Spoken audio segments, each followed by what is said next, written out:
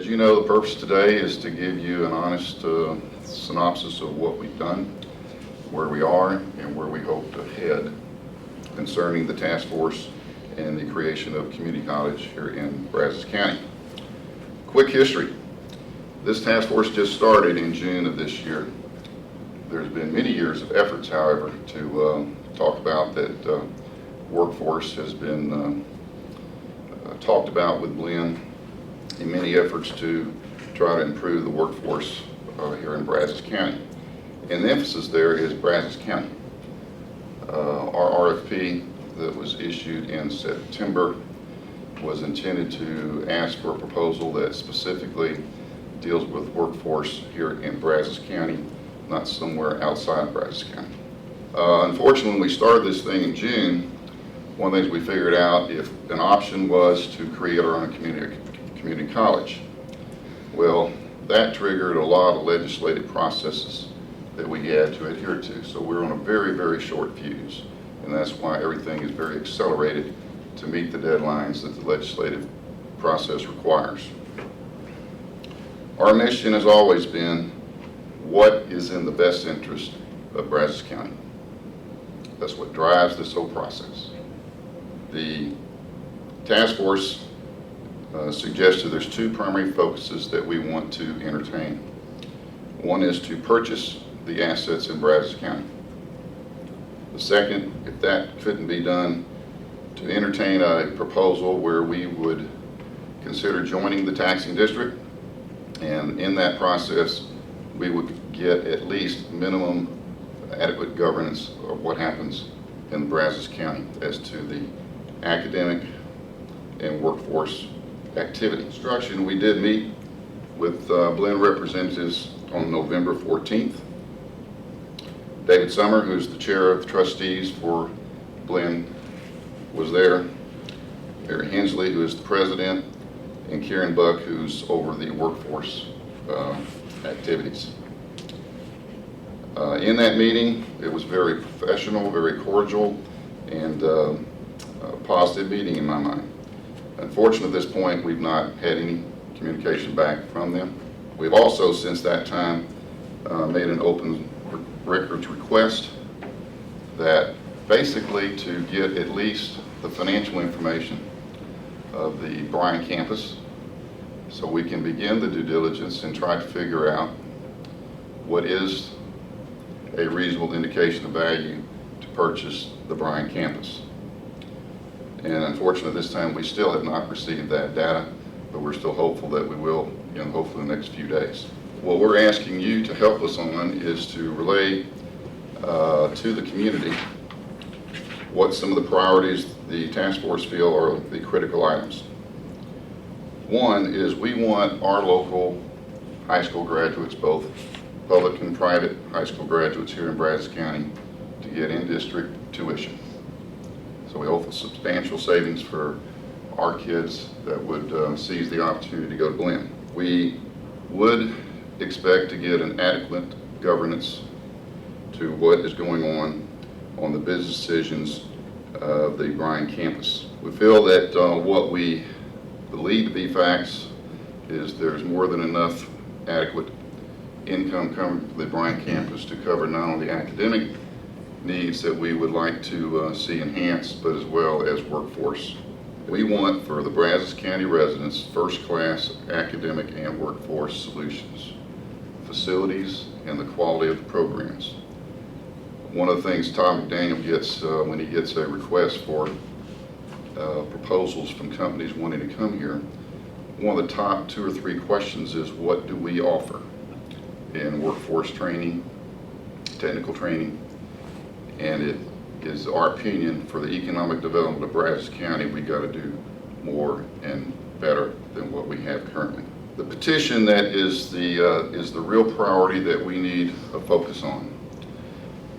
It's taking some over 10,000 plus signatures to meet the mandate to present the information to the state legislator and the coordinating board the ability to continue the process for development of the community college. We're well on the way. but we still need to get some more signatures, and quite honestly, we want to go well above that 10,000 plus signatures as the minimum required. Hopefully 15 to 20,000 would be our hope. Keep in mind that that petition, as it says, does not obligate anything about approving a tax.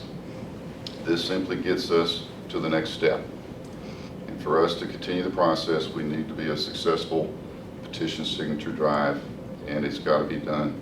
Our goal is to have it wrapped up by the end of the year at the latest. Can't emphasize enough, until we get all the financial information we need, it's very difficult to know what is the number that would make sense, and when we get those figured out, it's still got to make a good business decision for not only Brazos County, but Washington County. Our effort is to be fair. Our effort is to be successful, though, and do what we need to do to get this opportunity to be a reality for Brazos County. Well, that said, I'd like to turn it over to Bobby and see if he wants to add a few comments. My involvement in this endeavor has been for several years now. This is not something that started back in June. This is something that the steering committee was formed in June. I've been working on the subcommittee for the BBC Education Subcommittee for probably 4 years now, and this was a continuation of stuff that's happened, prior with Mr. Guerin here, Dennis Guerin, and some others that were involved before me. We were asked to get something done, so here we are today trying to get something done. This has been a process that has been frustrating. It's been a process that has been very informative, and we're learning something new every day, it seems. To get it to the next level, as Mr. Ellison said, we're going to get the signatures. The signatures are going to be something that's very important to get us to the next part of this thing. But what we need at this point now, what we're looking at, what we've been looking at and been asking for several years now, is state-of-the-art workforce training, facilities, classrooms, and places for these kids to go. And we have a generation of people that are graduating every single year. We have somebody graduating every year, population out of our area, out of our county, Brazos County, that have the option of A&M or Blinn or somewhere else. I mean, they got to go now. But to get the kind of training that we want them to have, they're having to go other places. They're having to leave other places simply because of lack of facilities and the lack of will to do something here local, on the local level. As we look out the window over here, we see Texas A&M, one of the biggest institutions, educational institution in the world, producing some of the most unbelievable new business, new inventions, new everything else. And without a workforce, we lose the potential of these new entrepreneurs coming in and coming out. We're losing them to different cities. We're not being able to retain those here because we don't have that workforce. We don't have those skills that are needed to continue on. As Mr. Olson said, I'm also on the RVP, and one of the first questions we do get is, where are they being trained? Who's doing the training? And those are questions that we have a hard time answering every single time. Are they trained here? Are they trained in Brenham, Washington County? That's the difference that we have right now. And at this point now, we're in that place that we need to get to figure out where our own destiny is as a county, as Brazos County, as Bryan College Station. So I am proud to be working on this thing. It's a great endeavor for our city. It's a great endeavor for our kids. Turn it over to Mr. Mooney.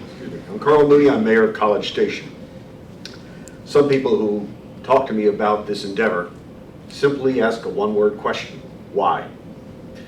One of the advantages I feel I have, along with my colleagues here, is that I've had the experience of working in a community college where vocational and technical education has been a vital part of that community. I've worked with coal miners out of West Virginia. I've worked with displaced farmers in Arizona and other places around the country. And what I've seen is families that were down on their luck, unable to provide food, having to turn to welfare, suddenly being able to have the vitality, the wherewithal to provide not only for their families, but also to become a vital part of their community. If we don't do workforce education in the right way, we are going to see Bryan and College Station slowly become an economic wasteland in areas that we need. We need larger companies to come in. Our property owners talk about their property tax rates. We need large businesses that can be vitalized, that can work with, that actually need this kind of a workforce staff here. We have companies right now here in College Station that would love to grow, but that are telling us that unless they get the workforce that they need, they are going to have to look elsewhere so that they can remain competitive in their markets. This is a time for us as a community, not just College Station, not just Bryan, but as a larger community, to step forward and to gain a true community college in our very own midst, one over which we have control, one over which we can identify what our resources are, what our needs are, and where we can move forward and look forward to a very vital economy for the distant future. Is we want to sit down with Lynn and work together and come up with something. We're not here to do significant damage to Glenn, if any damage. We want to make a fair evaluation of this opportunity, and again, as the Brazos County residents continue to understand some of the differences that we know that we need to emphasize to you, we'll continue to keep you informed with updates and the progress, but we need, the critical thing is to get the petition signatures back into the RVP, and we ask you to go to the website you can go there, get the petition, sign it, scan it in, and actually email it to the RVP if that's easier for you. But there are drop-off boxes at numerous places around town. At this point, let me just open it up for a Q&A to see what questions you may have that we forgot to address. I have something. Yesterday, Glenn released a statement to us, and they said that Glenn will be able to provide workforce training programs for 97% of the targeted occupations. If that is true, as they sent to us, why would there be a need for a second? Well, Glenn keeps touting how good a job they do in the workforce, but if you dig into the details, you'll find a lot of that is being done in Brenham and Schulenburg, and not enough of it's being done in Bryan College Station. Our emphasis is we want a first-rate commitment on workforce, and we don't think we're getting that at this point, is the answer I can give you. You can make numbers say whatever you want to say, but there's people who have been involved in this for years, and we've not gotten the support that's been asked for in the past, and the frustration is built to the point that we're addressing it. And but reality is, it's still best for this community. Trying to do a partnership and all that stuff is going to be a complicated, very difficult process, and I will say that Glenn's initial response was they did not see that as a viable option either. We're not taking anything off the table, but we feel strongly the best thing is to work and see if we can come to terms on a purchase, and I think that's going to be the best for Brazos County, and hopefully when they get their check, best for Washington County as well. What are the options that are not available here that this new college could provide? Well, if you like, I say, you know, Mr. Oliver, we have, I should say I have traveled to different institutions within the state. We've looked at different practices, we've looked at different colleges, we've looked at different stuff that can start it from the high school level on into continuing ed, into getting their stewardships, getting their certificates and everything else, and we're not offering that here. So our students, the kids of Brazos County, don't have the same options that they have in other places.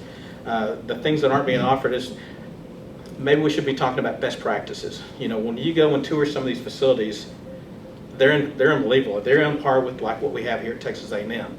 And that's what we're wanting to hear for the rest of the kids here. We want something that's going to be on par, that's going to take this kids to another level.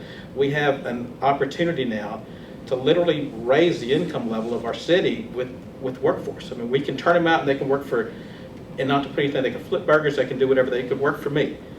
Or they could go on and have a real career with a real end, with a future, with, you know, being a home buyer, with being whatever. I mean, the kids that are coming out of these skills trades and these trade schools are making more money than some of these guys that are coming out of college with some of these different degrees. So it's a reality that we need to look at, and it's a reality that needs to be here. We have a world-class college We need a world-class workforce. We need a world-class institution that will take these kids to a different level. So to say, what are they offering, what's not, I think we should probably be looking at best practice, and I would think, and I would encourage you guys too, look at what we have here. Look at the different things, go out and film some of the stuff, take pictures of some of the places that these kids are being taught, and then go within our community, within our state, and look at some of the best practices that are out there. We could give you a list of different things to look at and to see the difference and the disparity between the two. For instance, Blaine and Bryan ISD have the collegiate program. That's one example maybe of this question of any investigation done with the school districts to expand what they do into vocational trades. And that's a good question too, because part of within our steering committee, we have, people within BISD, we have people with the CISD that are on the steering committee within the community, with both governments within the county, that we're all here helping drive this process and trying to figure out what these answers are, what we are looking for within our community. It's not to say that, it's going to be 2 colleges. I know that, I think Judge Breeden said we're going to close the doors and everybody's going to go home and they're going back and we'll just be done. That's not the way this thing, we're protected within the state, within the coordinating board, that, if something was to happen, this would be a smooth transition. This would be a transition like anything else. I don't think that we would, as citizens, as a steering committee or anything, would be against collegiate, which we think is a great deal, is some of the things that Glenn does do well. That, it would just be a transition between whatever the new college, Brazos County College, or whatever it would be called, it would be a transition of ownership. And maybe oversimplification, but I see collegiate more academic as opposed to Absolutely. workforce, and from what I'm hearing from you all during this last couple of months is that this is more vocational, this is less academic, because the academic things are already in place. Absolutely.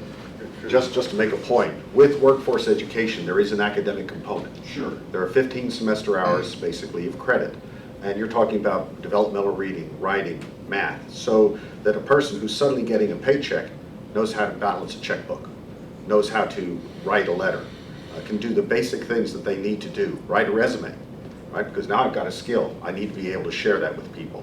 So that's a whole other component that needs to be taken care of. But let's make it clear, Ivan mentioned this earlier, we need to make sure that education is not only affordable, but that they're able to get there. We can't expect folks that don't have the money to have an affordable car to be able to go to Brenham or Schulenburg for sure. Right? We need to make sure that they're able to get the kind of education at an affordable rate, not paying out of district fees that are going for expenses elsewhere, so that that tuition and fees that they're paying actually go to serve them and give them the education that they need. And speaking of the statement, I forget which one of you made about the interest in reducing the tuition and fees for those attending Glenn in Brazos County who are Brazos County residents. Why should a property owner in Brazos County want to do that? Why should they want to see their property tax increase for that? Think about this. If I'm a property owner and I know that I'm helping provide the kind of workforce that's going to bring larger businesses into my community that are going to add to the general tax funds of my community and keep my property taxes down, why wouldn't I? I'll just add too that we're exploring, legislative or otherwise, if we believe the numbers would support that, if we can get by with it, our goal would be not to have a tax. That's correct. So there's so many things that need to be explored, and again, we are attempting to get down the road with as many as we can, but the priority is just get the petition done and meet the requirements. The feasibility study that Mr. Perryman has to provide as part of the process to make this application complete, the work involved in getting that put together. There's a lot of things that we have to do, and that's our priority, is sticking on task to meet the deadlines to accomplish getting the vote. Again, we're encouraged by what we're told so far, but we also are realistic to know there's no guarantee what the legislative process will come out. But we feel strongly in the task force that it is in the best interest of Brazos County to do exactly what we're doing. There will be different opinions about that, but that is what drives our decisions. We think that we can add more things to even the academic side. There's other things to do on Glen campus that we think might be appropriate, but those details are far from being finalized. We've got to find out if we're going to win this process or not. We're optimistic, but we're not misled to say this is an absolute guarantee either. Going back to your initial question, we had somebody this week, to give you an example, that volunteered that their son, I think, was one to go to a welding course. They explored the one here in Brazos County. Wasn't impressed at all. So they go to TSTC. And TSTC is somebody that we've had discussions with to see if they would come in. But that requires the cooperation from Glen. And at this point, that's not been acceptable. So again, we don't know what all the answer will be if we're successful in this endeavor, but TSTC is one that's well known and well respected in a lot of these courses, and we feel like that's a very viable option that we will explore. Any other questions? How many signatures collected so far? 5,500? Yeah. And so we really need to step it up because we got a short fuse, but ask the community to get out there. There is no reason not to support it that I can rationalize. It doesn't put any financial burden on them to sign that petition. And for us to be reaching second base in this endeavor, we need to get this done. Because down the line, part of the process, isn't it, that Brazos County voters are going to have to decide whether to establish the district anyway. But you have to go through other steps to even to get there. Yes, and again, we haven't got the financial information. We don't have a lot of information to make an informed, good decision. We got to get the legislative approval, and it's anybody's best guess, but the election of that, you know, the earliest would be next May. That'd be a special election. The probability is that by the time we hammer out everything with Glen under that scenario, you know, it probably next November before that election is held. And again, it's our goal that no tax would be required. And we don't know if a taxing district has to be formed if there's no tax or not. So there's a lot of questions that we're learning as we go and getting good guidance. But the next step is to get the petition signed so we can get to second base and hopefully win the legislative process to support our endeavor. How many surveys were collected? I understand that surveys played a big role in moving forward. How many surveys were collected and what kind of questions were asked? Surveys meaning? Surveys that were done before. Or a poll. The poll? Yes. You want? Sure.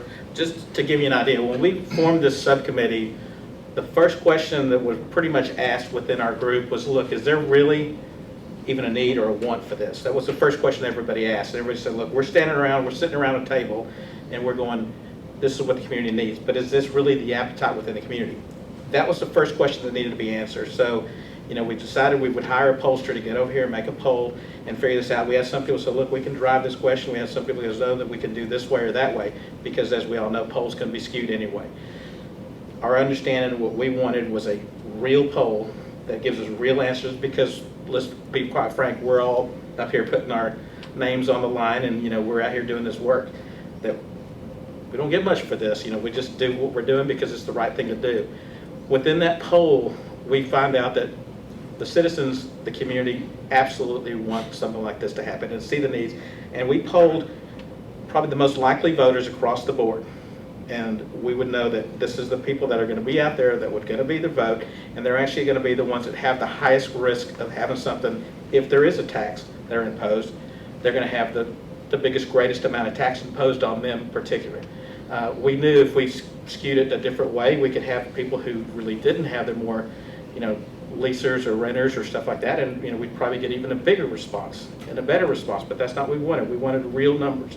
So that's what drives us has driven this process is within the community to go forward from here. So that's where, I mean, that's kind of where we're at in a, you know, in a nutshell, where we started and where we're at to this point here. To go back to that tax question, we kind of figured out there was, the median household was $130,000 to $150,000, and a 1% or 1 penny tax would be about $15, which is less than, you know, I think it's less than $1 a day, you know, per month, or actually less than $1 a month, you know, to go forward a year. So if you're saying if you have a $150,000 house, I mean, it's going to be basically $1 a month extra on your tax bill going forward.